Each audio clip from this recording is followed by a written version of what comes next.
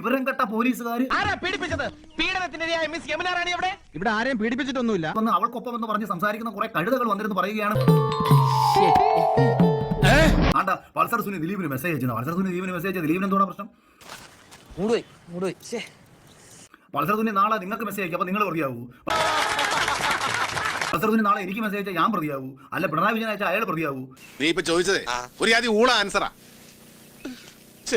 ഞാനത് ചോദിക്കരുതായിരുന്നു.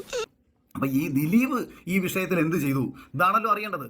എന്തിനിവിടെ പറയാൻ പോകുന്നു? അല്ല ഒരു കണക്ഷൻ കിട്ടിയപ്പോ ദിലീപിന് ഇരയാക്കപ്പെട്ട പെൺകുട്ടിയോട് മുൻപുണ്ടായിരുന്ന വ്യക്തിവിരോധം അത് സമൂഹത്തിലും അല്ലെങ്കിൽ സിനിമാ മേഖലയിൽ ഉള്ളവർക്കൊക്കെ അറിയാം. ആൾക്ക് തീരെ വിദ്യാഭ്യാസം വിവരമൊന്നും ഇല്ലേ, വീട്ടിൽ പറയുള്ളൂ.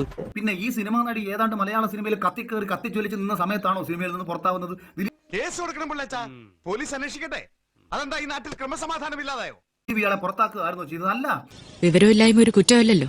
അതെ, മലയാള സിനിമയിൽ നിന്ന് സ്വാഭാവിക പുറത്താകലിന്റെ വക്കിലെത്തി സിനിമകൾ നഷ്ടപ്പെട്ടുകൊണ്ടിരിക്കുന്ന സമയത്ത് സിനിമയിൽ നിന്ന് ഔട്ടായ മലയാള സിനിമയിൽ ഒരു നടി ശരിയാണ്.